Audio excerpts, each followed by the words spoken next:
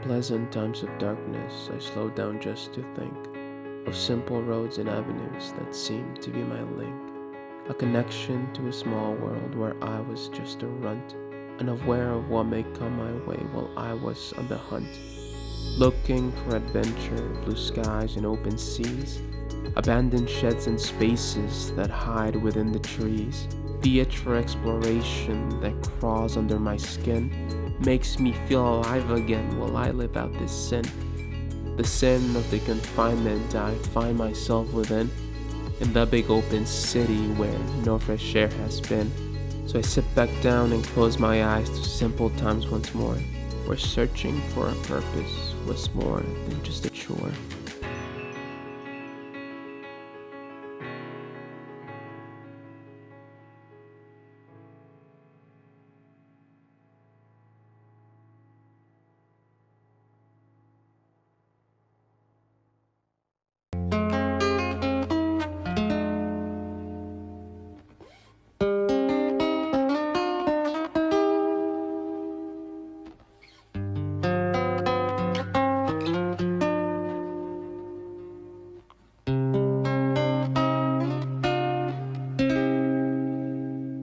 At first, things were okay, even though my dad was laid off from his job. I wasn't too concerned about that, though, because my mom is an essential worker, so she was still allowed to work during the pandemic. While my mom was working, my dad and I had to stay home and quarantine. We didn't have much of a choice. Businesses were shutting down across the city, and so were schools. My mom was the first to come down sick, and it affected her really badly. She's 66 years old, diabetic, and also has high blood pressure. Anyone who knows my mom would say she's a hardworking woman despite her age. She rarely likes to be home because a small apartment makes her feel suffocated. So when I saw her lying down and saying that she didn't want to go into work the next day, it was really unusual. That night, she experienced a high fever, a dry cough, and she looked completely out of it. At that point, we decided to call 311 and speak to an operator who would be able to give us more information about the symptoms of COVID-19. We were asked a bunch of questions, like if we had been in contact with anyone who was infected recently. You see, my mom works at a supermarket, so it's very possible that she could have gotten sick there. Despite her health complications, we were advised not to take her to the hospital and to treat her at home. For 4 days in a row, her fever was high, but we eventually brought it down with a bunch of home remedies. I can't imagine what would have been the fate of my mom if we had decided to call 911 and have the ambulance take her to the hospital. I don't know. She probably would have survived or she could have been dead. It was a really difficult time for my family. Yet, the hardest part about this quarantine period has been social distancing. We live in a small studio apartment, and there's barely any space for us to separate individually. It's been really hard trying to figure out how to keep yourself from not getting infected.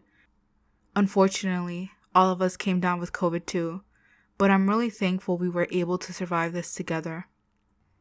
Even after everything we've been through, I still have a few concerns about what's going to happen after all of this is over. Will my mom go back to feeling normal? Will my dad find a new job? And will I be able to stay on track with my courses so that I can graduate on time? I guess only time will tell.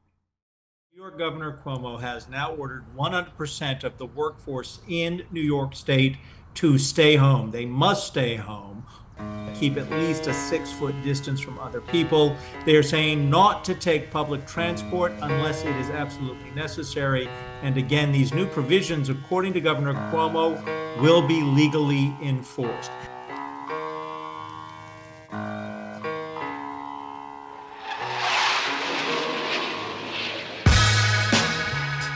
Okay, so I'm in Kissimmee, Florida.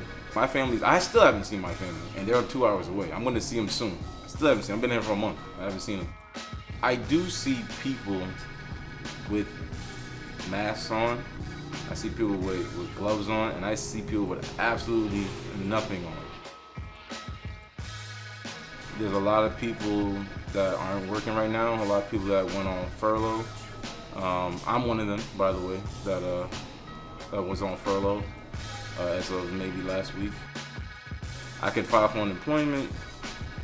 It's weird. I can tell you that I don't feel good about not having a steady income. I'd rather be broke with no debt than have a lot of money and have a lot of debt. My sleeping pattern is thrown off completely. Like, I would usually go to bed maybe 10:30, 11.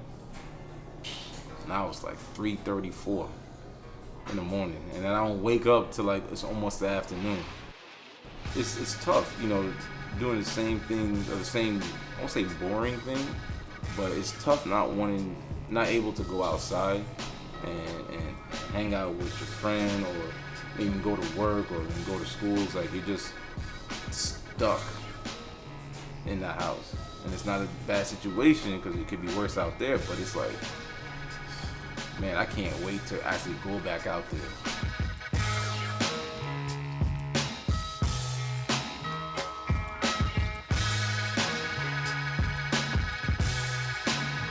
And maybe the second night we were here, my girlfriend, she was playing a game.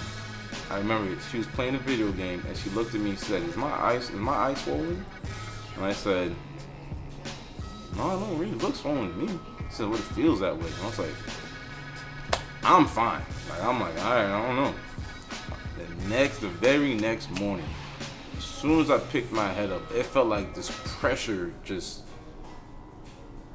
I never felt anything like this in my life. Like, I don't have headaches. So any slight head movement, left, right, up, down, I would do, it would just pain me. So I literally was telling her about it, and she said, hey, let me take your temperature. So I was like, all right. I don't know what I was going to do, but go ahead, take my temperature. And she read it, so it's like, you're at 100 degrees. I said, nah, there's no way.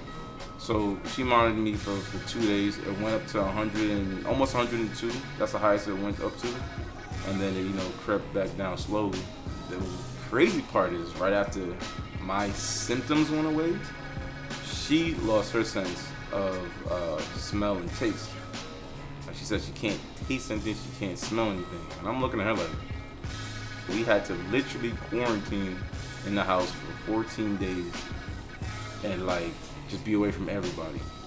During those 14 days, I would say maybe about day 6 or so, I had I don't want to say trouble breathing, but if I did anything that would speed up our heart rate, then I had trouble breathing.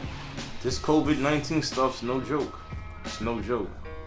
And Florida's cool, but I can't wait to get back to New York. Of course, when things are better, man, because there's no place like Brooklyn.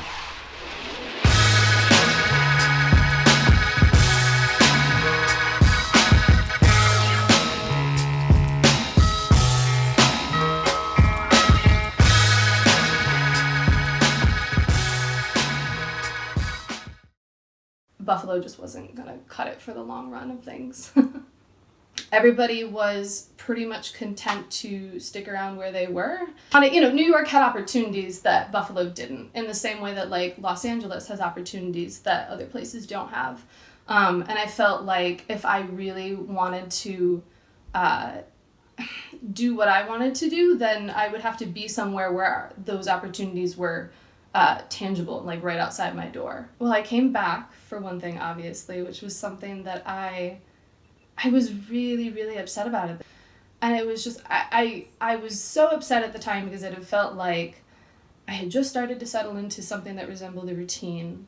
And I had only been back in the United States for a month and a half. And to have to pick up everything and just shuffle back was really just frustrating, disappointing. But I tell myself all the time, obviously I'm one of the really fortunate ones who has a place to escape the city from, who has a set of financially stable parents who can help. So it's been relatively okay here. I'd like to think that maybe if I had a set end date to work with, if I had some sort of date to look forward to, or to say, okay, this is the day that I'm going to be able to move back and I don't have to be here anymore, or that's the day that I'm going to start working again. Maybe that would help. Maybe it wouldn't. Maybe it really wouldn't change a thing, but that's kind of what life's been looking like.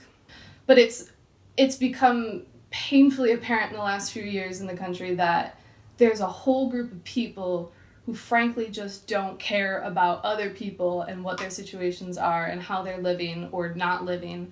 And I don't know, those groups of people have always existed in the country, but the last few years have shed a light on them like nothing else. And I think I care about trying to find new ways to introduce those people to, trying to get them to care about something beyond what happens within their own four walls or within their own household or within their own mindset. That's the only way that anyone ends up like learning about themselves and the world around them. My generation does feel very vocal and does feel very open about talking about things that we couldn't maybe talk about 10 or 20 years ago, or were not even a conversation on the table 10 or 20 years ago. I have a lot of confidence in that. I do think people are putting their foot down and stepping up to the plate where it counts. I like that despite the fact that everyone kind of has a like blinders up mentality sort of in New York, like an every man for himself thing. Despite that, it also feels really holistic and everyone kind of has each other's backs at the same time. I like that a lot about New York. I like the solidarity I think that New Yorkers have. And I like the fact that, it's so cliche, but like if you can make it here, you can make it anywhere. And everyone has that kind of drive going on at the same time. And when everyone around you is so driven and so motivated, that helps on the bad days, there's a light at the end of the tunnel. There is.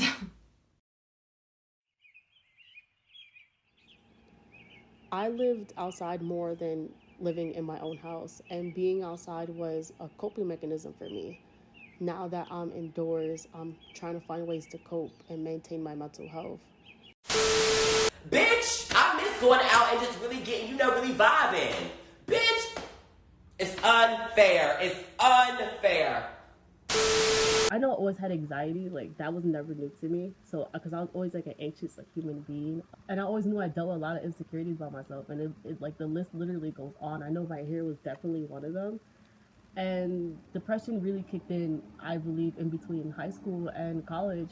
I knew what I wanted to do, but trying to do it, especially in a field like this, it was like that journey, like everything was just going up and down, and I wasn't like dealing with it right either. I didn't know how to cope at the time, so I was just like, I was complete mess, and then I just like shut down completely at one point. I isolated myself consistently.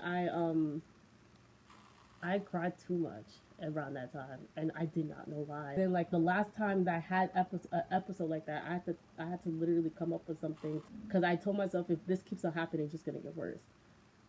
It's literally just gonna get worse, and I want to see how worse it can get, Because before this quarantine, I was outside every day, so I would go to events, I would go to meet new people. For some reason, meeting new people was something that really kept me motivated. I didn't know how to function because I was outside every day. So when all that came to automatic stop, like I literally went from one day being outside consistently, and then the next day I was home every day after that. So I ended up getting sick at one point. I don't know how that got me sick, and then when that went away, then like I started like getting bad routines again of just like doubting myself, and I was like, oh no girl, we ain't doing this. And so then I started calling friends. Now I'm just thinking to myself, when this is over, that next step of where is this gonna take me after all this? Because I know everything's gonna change way more when this quarantine is over. I feel like the streets are gonna be packed. I feel like train stations are gonna be packed. I feel like hair salons, because my friends are complaining to me that they haven't done their hair, their nails in like months. So they're telling me how ugly they look. So those are gonna definitely be packed. It's gonna be a change that not really no one's gonna be ready for, but some people may be ready for if they're really open to change. I have felt more about social media than I ever did, because I was born around the time that social media really started booming. So like I feel like especially with our generation, we're so like knowledgeable with it, but personally, it made me go really in depth of how a lot of people started like aiming towards that when this pandemic started, because they have nothing else to do. That's their sense of going outside. Now people are really living inside social media, and like, are people gonna be more glued onto onto these social sites than they were before. Cause I've definitely glued on. That's all. That's all I have to look at because I can't go outside. So documentaries inspire me. Film inspires me. My friends inspire me, and I inspire me personally. My growth inspires me. I always like take a step back to who I was before and who I am now, and I feel like always keeping track of that process, see how much I've grown from who I was before, then that helps me just push myself further. Always giving myself a moment to reflect on who I used to be and who I could be, who I thrive to be, which is the version of myself that I want to be.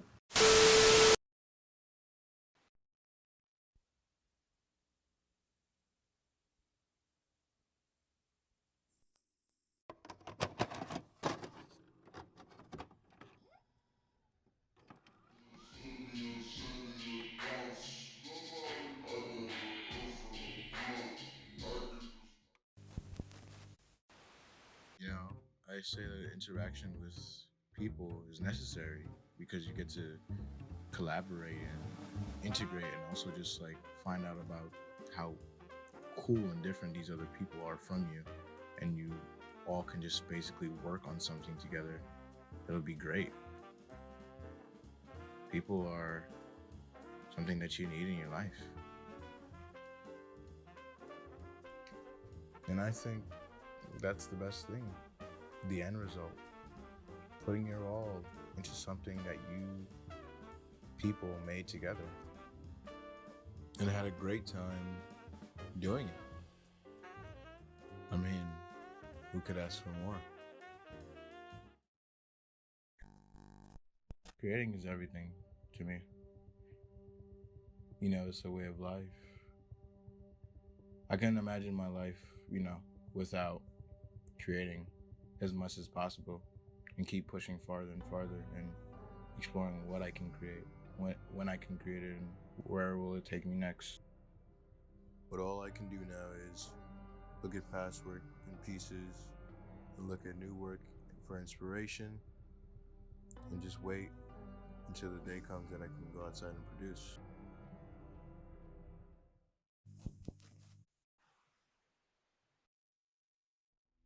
It's ironic the way how I look at it now. We all complain and moan about how we'd rather be at home and we hate outside and, you know, we hate people, but we finally got our wishes and we can't even handle it. It's funny. I can't tell you how much I want this to be over. To go outside, see my friends, my family.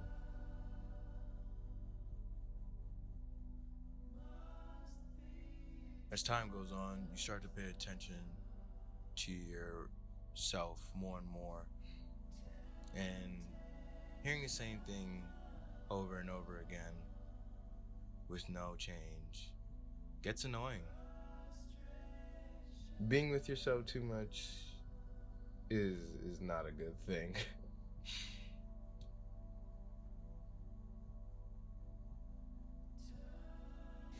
Ever since this whole epidemic started, a lot of things have changed. Especially about how I feel now. You know, I'm scared, uncertain, not just for myself, but for my friends, my family, people who I love and care about, and disencouraged. I want to go out and do what I have to do without restriction, without fear,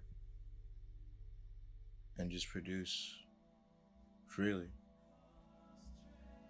But nowadays it's just me sitting inside, looking through glass, wondering when this is going to be over and when everybody's going to be okay to go outside again.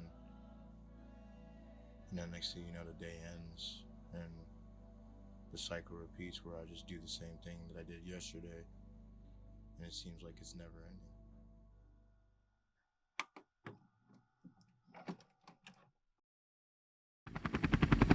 every day I wake up, I feel like we're in this movie still. Like it's still like an episode, another episode of what's gonna happen today, because especially because you see how many deaths were happening before. Like it was steadily increasing, like, and then now we're like on a flat curve because we've been social distancing.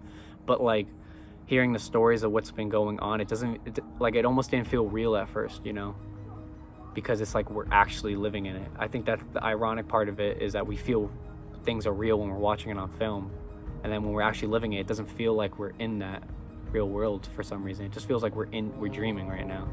I do feel like this is a moment in time in history. Like this will definitely be a movie one day, you know, like this will definitely be on like future textbooks and future tests for like our future kids, you know. Like I just think of like how like this will take such a big turn like in our timeline. I think my main fear with this, with the outbreak going on right now, is that like how long it's gonna last.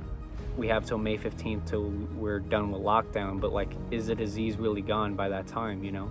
Because then there's theories that it could be 2 years that could last and stuff, and that's my biggest fear, is that it will last too long where we're inside and we cannot like break out of it. I guess that's the main fear a lot of people are feeling, is that how long is it really going to take? Because I don't think it's going to stop by May. I feel like it takes a long time for a disease to really go away, especially if there's no vaccine for it, you know?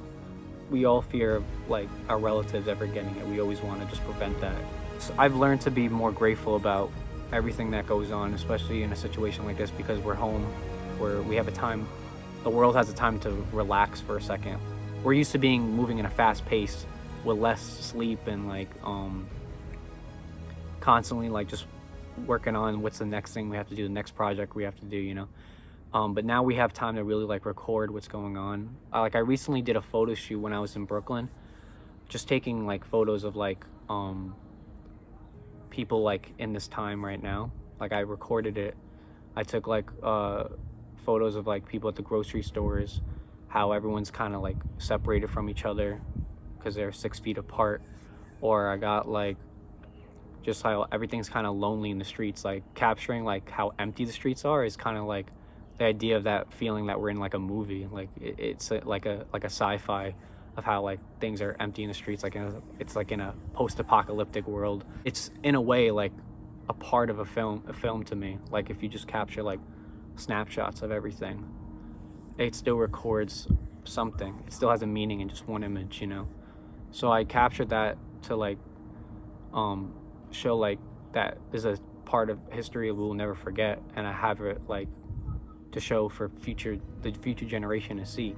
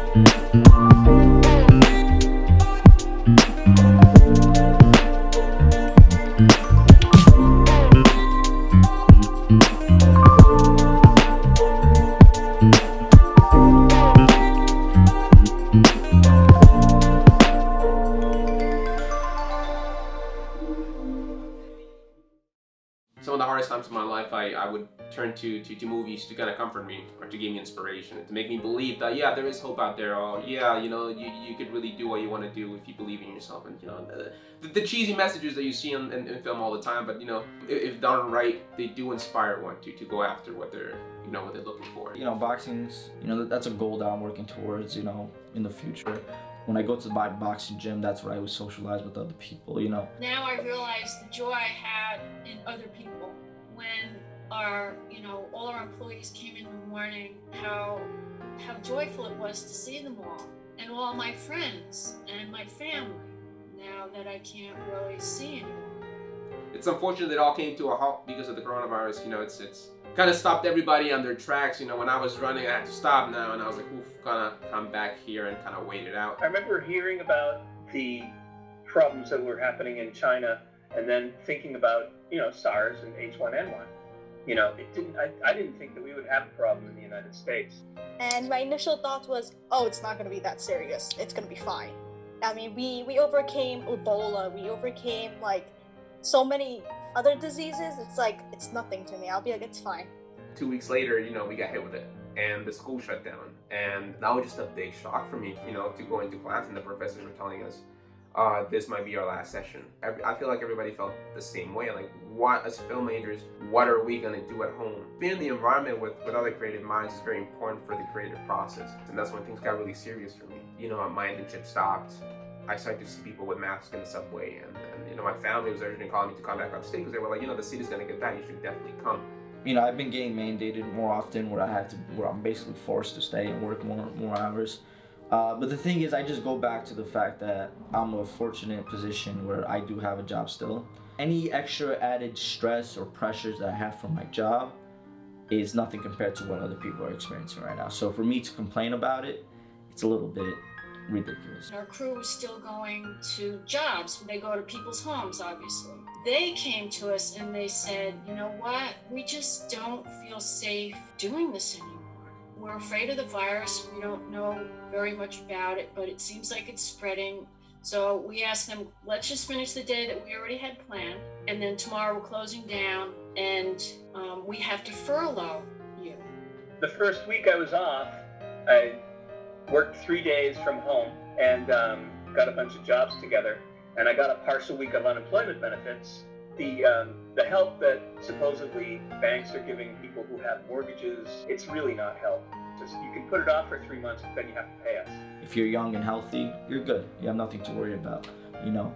But I feel like if I was an older individual in my 60s, 70s with, you know, underlying issues, I would be freaking out right now. But I'm not feeling that, and I feel like I feel more disconnected compared to the rest of the population. My parents are both working in Dublin, Ireland, so they're both frontliners, but they work in a nursing home. Unfortunately, my dad got tested and he was positive for COVID-19. So it's like a really hard situation for us, for our family. We weren't ready to lose our father, and he was admitted to the ICU. The doctor said that he's gonna be intubated. When you hear intubation, it's like really critical. My father, who is 96 now, living on his own in a retirement community, he has his own apartment. He just got diagnosed with terminal cancer. And I was supposed to go down on March 19th to take him to get a biopsy, and I couldn't go. The retirement community he is in decided they were not going to allow any visitors, and I would have had no place to stay. So he's kind of had to do this part without me there. That's the worst part, I think, of this. I mean, I can deal with what it's done to the business, not being able to see my friends and all, but to not be there for my dad is like the worst part. My impression is that this virus is creating what I'm thinking of as a global separation of people. I have a very strong suspicion that what we're doing right now, is going to become the permanent normal. I'm more afraid what would happen with the Asian Americans. Racism is already bad in the world. Once this virus came, it got 10 times worse. I hope that I could be outside without being afraid that someone's gonna hurt me.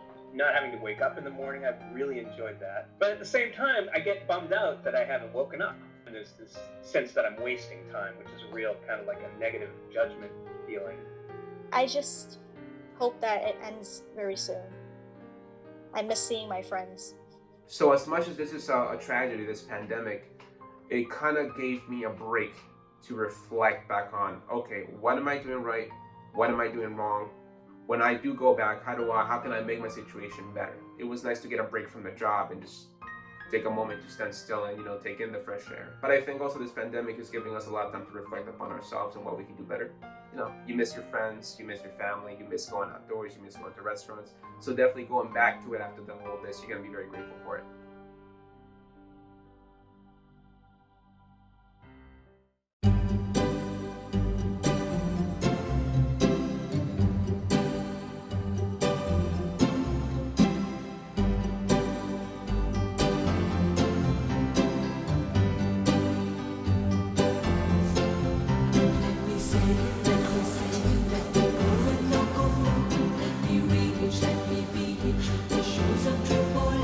Let me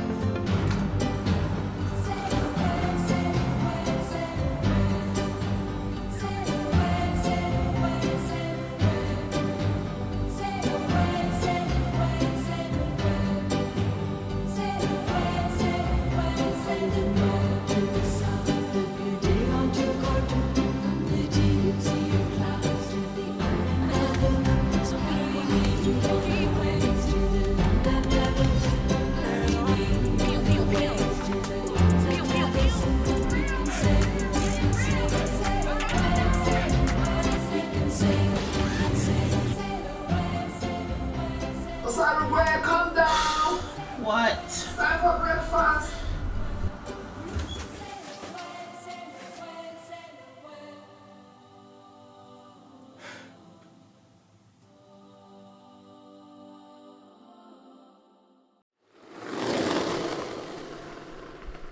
Coronavirus continues to spread across the country. Let's begin with the latest numbers. Nationwide, more than 988,000 people have tested positive for the virus. More than 56,000 people have died. Virginia saw its biggest one-day increase in cases so far. The Department of Health reported 758 new cases today. That brings the statewide total to nearly 13,800 confirmed cases. VDH officials are also reporting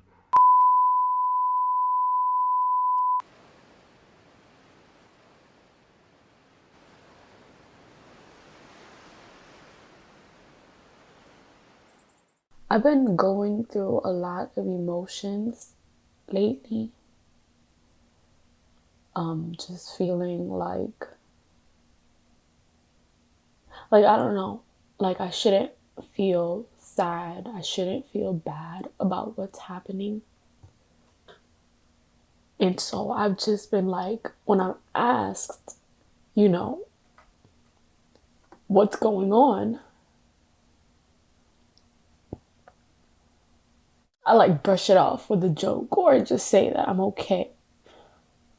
And that, I just kind of just say that I'm okay. Because I feel that I shouldn't feel bad because, there's people that have it worse, of course. There's nurses and doctors and essential workers who are going out every day and saving lives and putting their lives in danger. So why should I complain? Before the coronavirus happened, school was going pretty well. I was in 4 classes and I was just doing what I do, just trying to pass, whatever. But it was a big part of most of my days. Then I would go to the gym. I had just started going to the gym in November of 2019 and it was going really well. I was starting to see some changes in my body. I was really feeling myself. And then also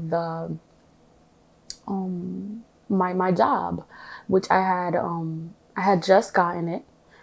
It was a pizza shop called Roland's, and I was on my 2nd day of training when they told us not to come. Last summer, I made huge strides. I was doing so well, and I was just so happy. I was confident in myself. I was confident when I spoke. I thought I looked good. The beginning of this, I didn't feel like I was regressing. But lately I've been seeing myself regressing. I'm just kind of going through it with my confidence. I'm having a hard time. I'm a creator. I wanna write shows right now. I wanna be writing something, which I know I'm gonna find a way to work on it. But it's just hard right now.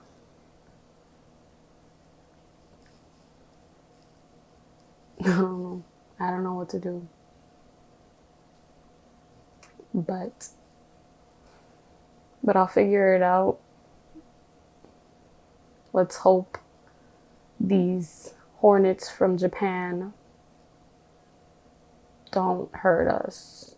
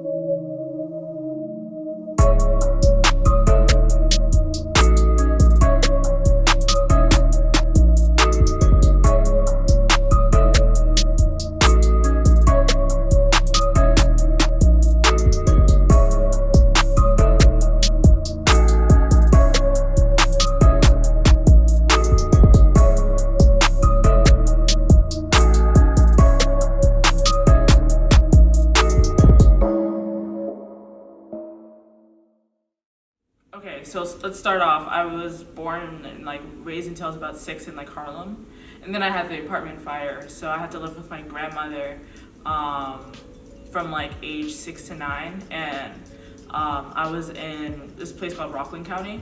I had a lot of mental health problems, so going to the high school, like a new high school, and like transferring to different schools a lot was difficult. And I think when I got to Nyack High School, I kind of just like wasn't able to like contain like a facade that I was putting on, because I was kind of like putting a shell on for myself. I guess over the past few years, I've seen myself grow like so much, being someone who's like super dependent on like other people and just literally like holding myself up, trying to survive. And then kind of like being able to do things on my own, living in New York City kind of by myself and dorming there and working and going to school. I think it's definitely developed like a lot. I guess I've learned that it's a slow process. It's not like something that's gonna go like that, you know. It's not something that's like one day you're not good and then one day you're better. It's kind of ongoing and you have to work towards that all the time. So I guess with my art, it helps me like kind of push forward that way. March was pretty difficult because no one really knew what was gonna happen next. I was going to work and I wasn't like going back to my dorm. I was just really going back and forth from there to there. And if I needed to go to Target to pick up medication or like just some items, then I would do that. But it seemed very constricted, like cyclical pattern.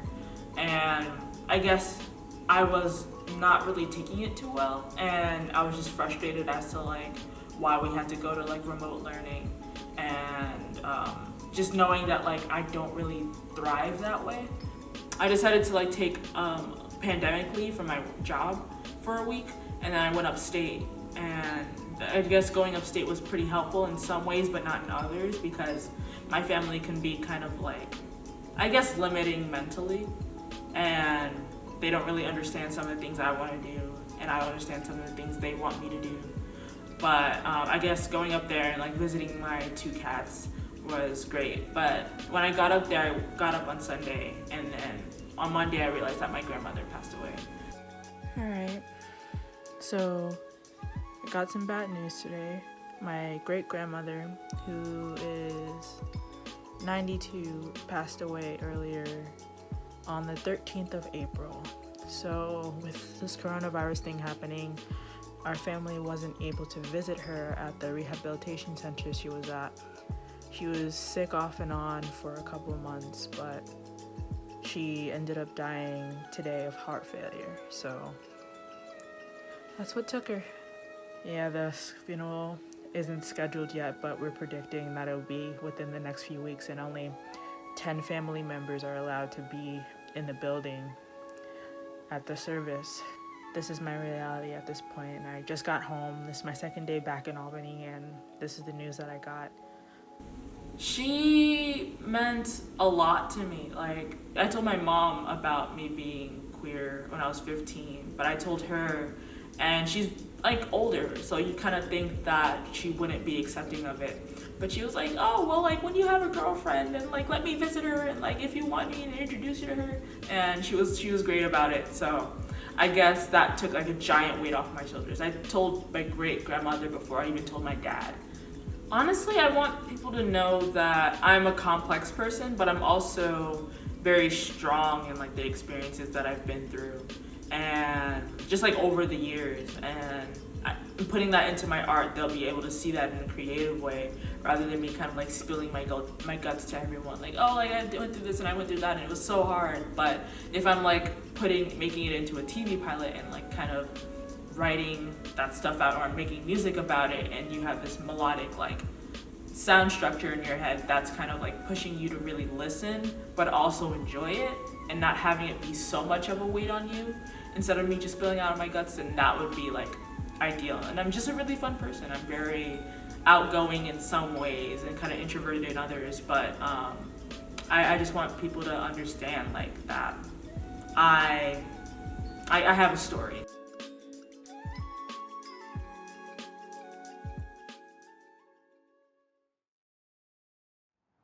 I've been social distancing since March 13th, and I'm going outside today to get some fresh air, get some mental healing, and to observe my area and see how Manhattan been doing since the quarantine. Magical place with magical charms. Indoors, indoors, indoors. An interview. You went for an interview. What interview? It's an interview between me and nobody, and the best part is I'm gonna get the job because nobody else is coming. Period. For sexiest cop of New York.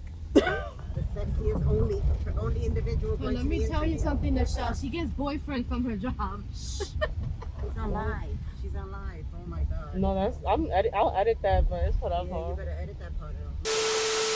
Side back up, Is tourism gonna be low for a while, and so That the means- city won't be as packed. Yes. And that means we won't have to deal with as many people as we deal with on a daily basis. Oh, no, it's true. Tourism's gonna be down. That means there's really gonna be no people in the streets. So New Yorkers right now are living. What happened to the rumor stories? They're gonna stay. They stay for a while. Broadway Broadway theater theater industry industry is is definitely definitely gonna suffer. That's why I tell people, Yeah. as much as bad things happen Think here, about we Dad's should be job. grateful What that if we the at least theater have a shuts voice. down and he doesn't have a job anymore? Exactly. Because they can't afford to pay that rent.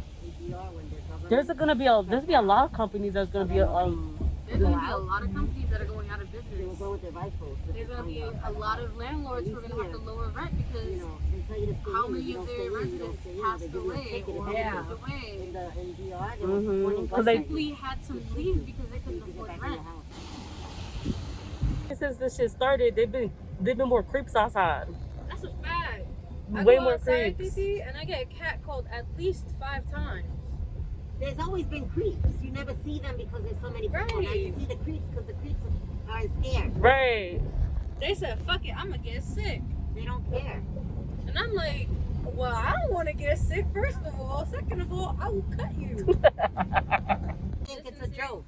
And then you're not taking care of yourself when you're sick. Like you got no Vaporru. You haven't been out, right? I go outside for grocery shopping and I go home.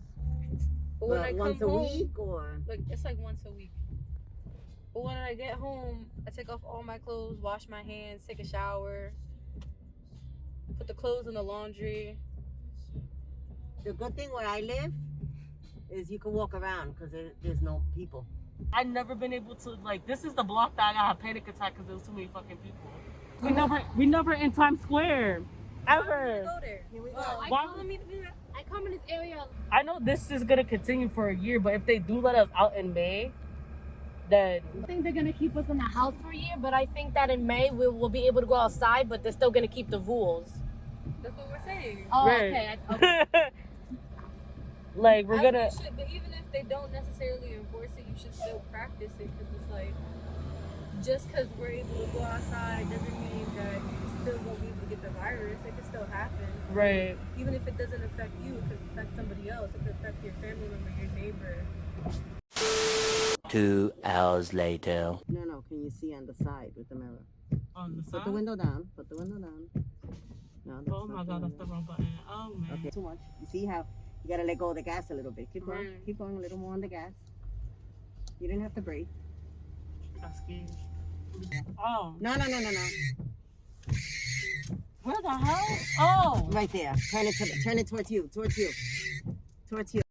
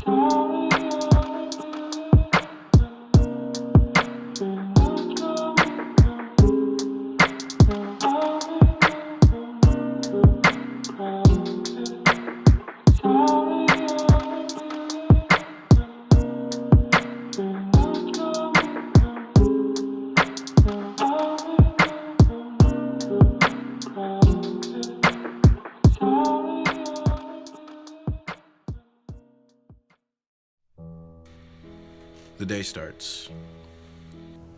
Time doesn't really seem to exist anymore. 2020 was supposed to be the year of clubbing, mimosas, and brunch. But nope. Change of plans. My friends' faces remain frozen in time, never to move. The light bulb has become my new source of light, my sun. It is either night or day. I sleep plenty, and yet I'm so tired. My body is more covered in plastic than it ever was before. The travel that I have is only in dreams now. The skating that I once did is just now a distant memory that keeps getting further and further from being a possibility in reality. How do you plan when you don't know the future? I urge to create, shoot, and venture out. When I'm inside, cleaning, dusting, vacuuming, with no end to the cycle. I like to think I was doing pretty well before all this. I was going to the gym, social anxiety was pretty much non-existent. I was on a roll socially, mentally, and physically. But shit got really real in a weird way. This Rona most definitely did not come to play. Every day I keep getting more antsy. Every day I keep walking around more and more, as if I was imprisoned. I work and work, and yet I feel stuck. Home is no longer home.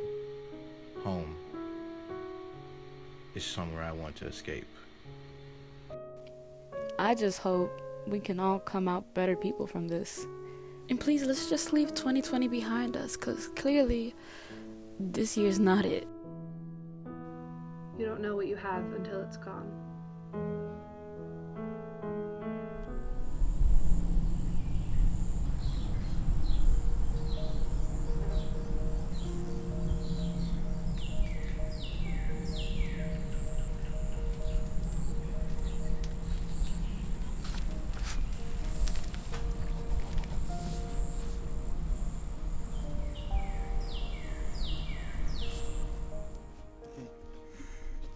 This is called What I Really Want to Know.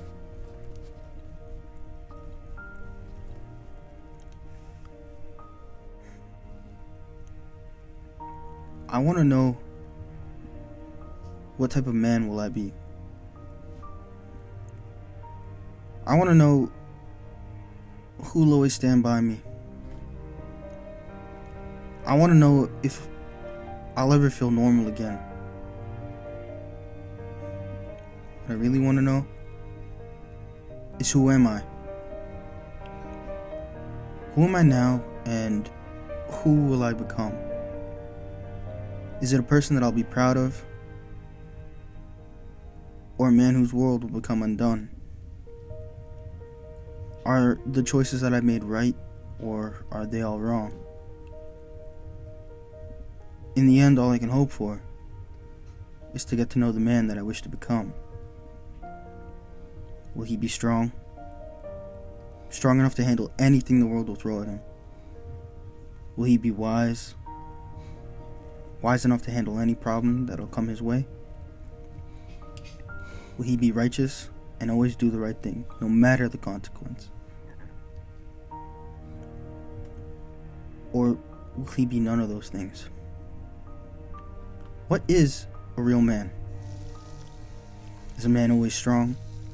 Can he never show weakness? Is a real man without fault? Does he never make mistakes? Does he always have to do the right thing? How can you do the right thing if you don't know what the right thing is? If we aren't allowed to make mistakes, how do we become better? How do we learn if we never fail? What I want to know is, how do I become great? What I want to know is, how do I become loved?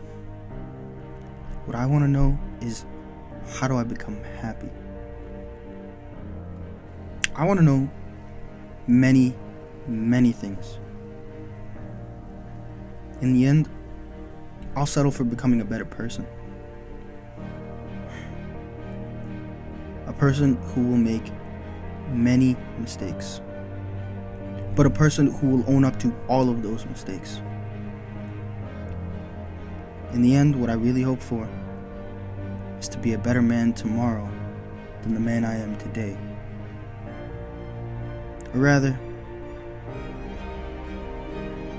I hope I can become a better person tomorrow than the person I am today.